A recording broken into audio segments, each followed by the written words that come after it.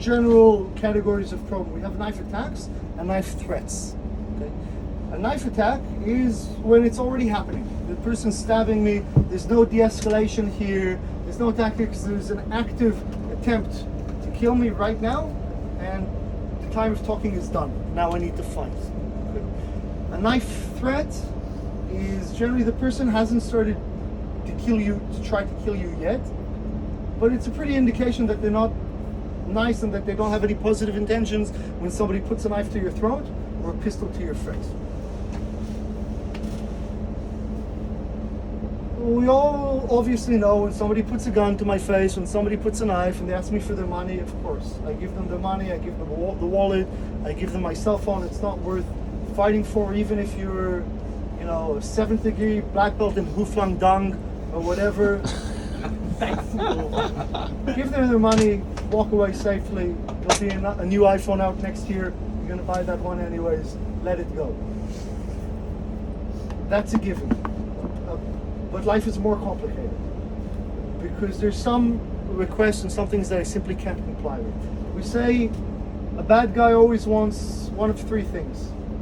They want your money, your body, or your life. Okay? Money, belongings, I can part with. The other ones, for me personally, they're not negotiable. That I'll fight. We can even make it more, let's say, functional or systematic. If I want to kill you, I shoot you with my pistol from here. I don't get anywhere close to you. If I want to stab you, I come behind you and I hit you in the back before you even know it's coming. So why do we have somebody with a knife on our throat? Why does somebody wave a pistol from close range in our face? They want to intimidate us. Right? What do they want from us? Let's strip everything down, and we call it cooperation. Information. They want me to cooperate. Okay? If they want to kill me, they could shoot me and then take my belongings. The reason that the pistol is in my face to intimidate the threat of violence is give me your wallet or I'll shoot you. Please take my wallet. Okay? Get in the car or I'm going to stab you. That one's a little bit more complicated. For me, if the fight's going to happen, let it happen out here in the open, where there's a lot of people to witness it, and where I'm standing up, and where my chances of survival are any better. I get into the car with you, or I get into the alley, follow you into the alley, it's always going to be better for you and worse for me to defend myself. So the police call it a secondary crime scene. That's where my red line goes. I don't cooperate, okay? Put on these handcuffs, fuck no. We fight. If I have to fight you for my survival, let it be now, not where my chances are. So this is where we are. Somebody put the knife to our throat.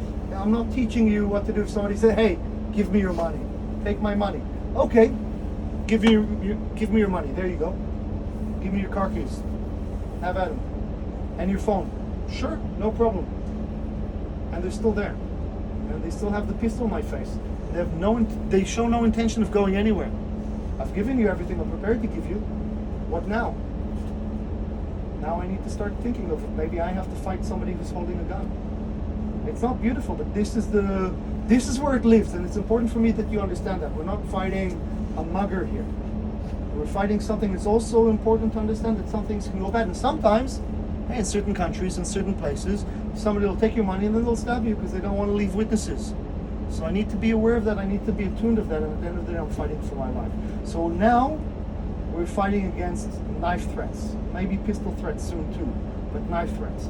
The problem is this: I'm standing and I've got a knife to the throat. Okay, we're going to start at the very basic. Okay, the knife is cross throat. That means his hand is here and it's on this side of me. Okay, what can I do? We already know I want a defense and a counter strike as soon as possible. This is what I'm going to do. Bam!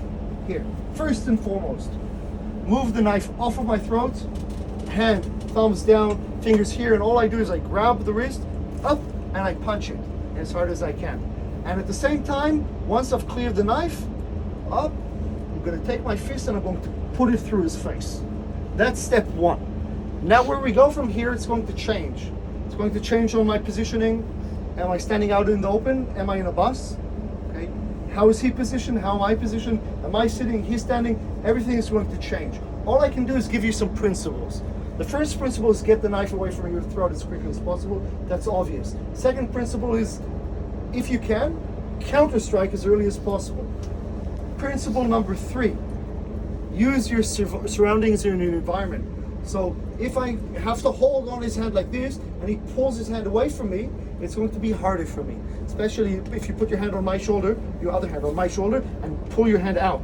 Pull your hand out, it's going to be much harder for me to control. But if I can use something like a chair, like a window, like anything, if I can, watch, if I can push and I can hit and I don't know if you guys can see, I've got the hand pinned on the chair and I can hit and I can grab and I can use my head here, and I've already been able to tactically position myself, get up, I've got the hand pinned, I've even been lucky, look, his other hand got caught cross as well. I didn't plan this, it was just because of the position. Boom, I can hit, I can strike, I can grab the hair, pull maybe him down, strike, and I'm out of there, okay? So what do we have? Principle number 1, get the weapon off of you as quickly as possible. If it's a knife, get it far from you. Principle 2, in the event that you can, hit him some way. Principle number 3, pin it on something, freeze the situation, pin it on the chair, and finally, get the hell out of the situation. What didn't you see me do? Try to disarm him. Why not? I know how to disarm, I know plenty of disarms, but the moment I go to disarm, it means now we're wrestling around with a knife. I'm trying to fight the knife. He grabs here, and now we're having a wrestling match for a knife on a bus. Not something that I want to do. I'd rather get away. I can do it, but the risk of me getting stabbed in the process goes high, so why risk it? One more time, simple technique. The knife is cross throats. I push, move my head off of the line, attack as early as possible, try to trap it as I'm getting up, better my position, strike, hits, try to change the situation and get the hell out of there. It's going to change for you everywhere. If I have to go towards the other side, let's play around with that too. It's going to be completely different.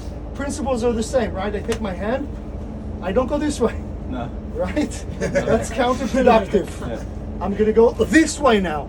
I moved with my body. Okay, I'm here past the knife. Can I counter strike? Maybe. 2 hands. Again, I go for control. Now I'm pinning him here. Headbutt, elbows, strikes from here. Okay, maybe. Now I said, remember I told you don't disarm? Okay, here, situation, maybe I had to break my rule. I see I'm in a good position. I'm afraid of letting go. I don't have a great control of this knife. Now watch, I'm going to come over the top. I'm going to grab the hand I have relatively good control. Boom, start smashing on the chair. Maybe go for a break because we're about the same size, so I feel comfortable with that. Maybe from here hitting. That's my favorite disarm, by the way.